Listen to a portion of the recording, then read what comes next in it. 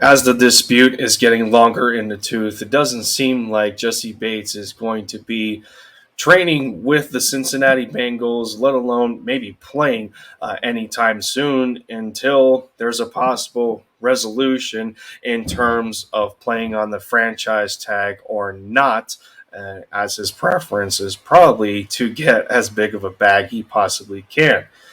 With that, across the sports news waves, it so seems that the Eagles are one of the top trade destinations for his services. Does Howie Roseman decide to pull the trigger? I can think of two good reasons why.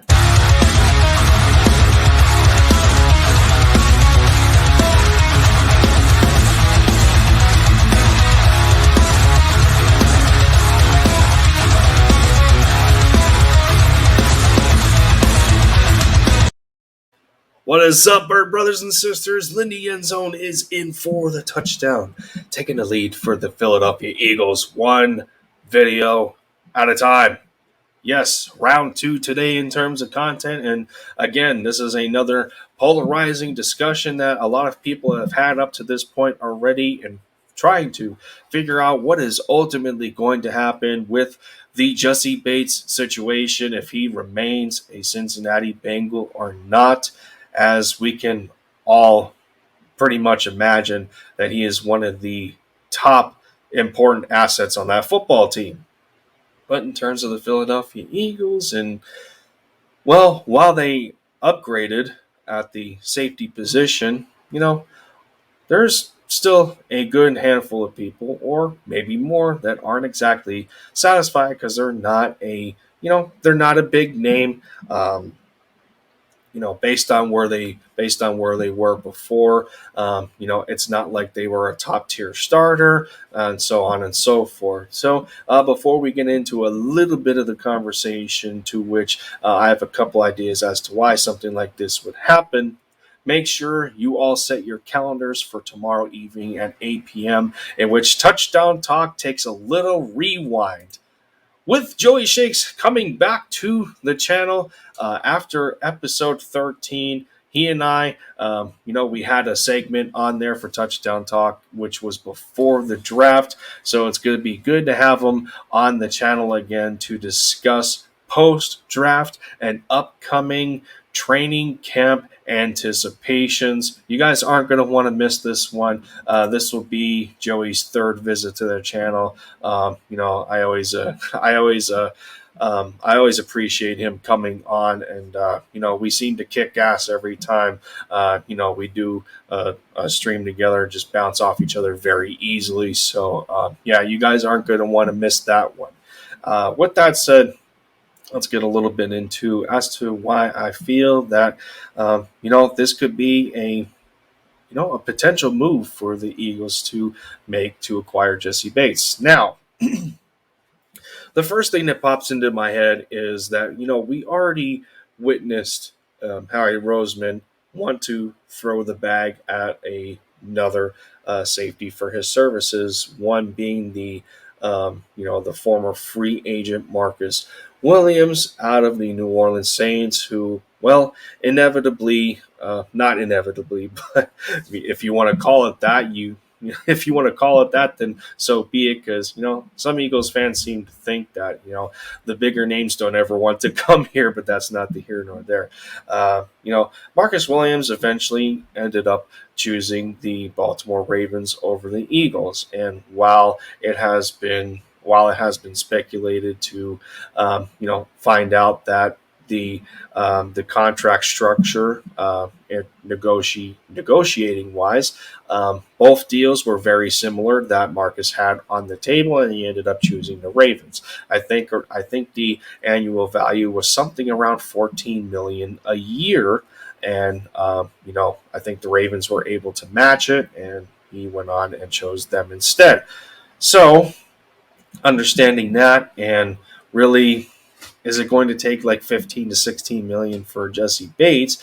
If you want to argue that that's an extra 1 to 2 million a year, and whether it's $4 to $8 million against the cap throughout 4 years, if that ends up being the extension, again, this is a situation to where, yeah, the Eagles have made some pretty good upgrades at safety, but none of them you look at and think, well, those are good foundation pieces. Now, again, you look at Anthony Harrison, Jaquaski Tart, two projected starters that could potentially be, next to each other on the field.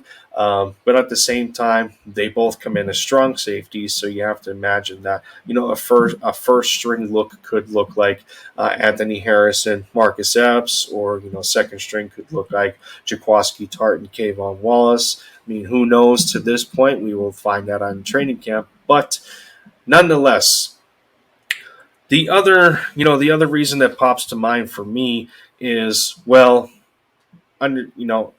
knowing that Anthony Harris and Jaquaski Tart, well, they're 1 year deals. Anthony Harris has come back to the team over Ronnie McLeod for, I think, some more obvious than not reasons, in still having the familiarity, the ease of that familiarity in a Jonathan Gannon style of defense that derived from the Minnesota Vikings. So you can connect the dots like that.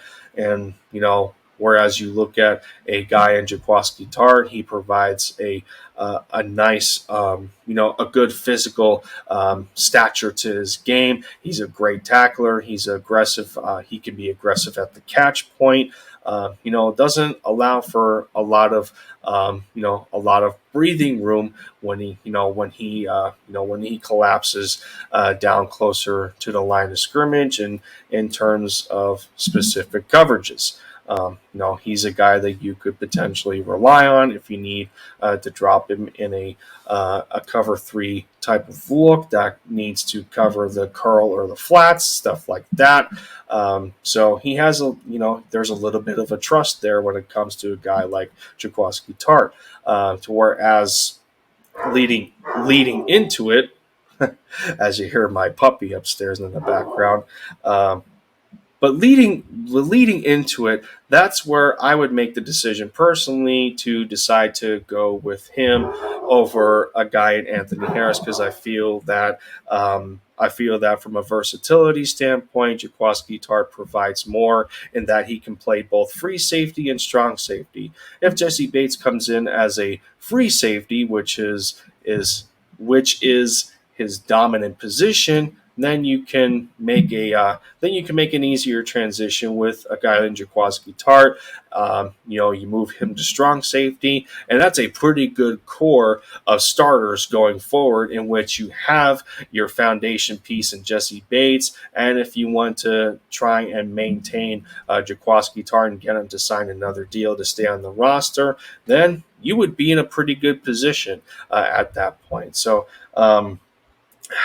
Do I think Howie Roseman makes a trade like this at this point?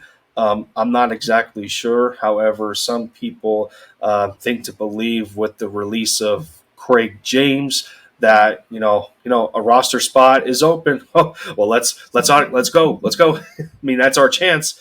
I don't know, and I don't want to sound like a Debbie Downer about it, but I think it still remains to be seen. Again, it's going to come down to the best interest for the organization instead of the best interest of the player. I don't know on that front. It could go both ways.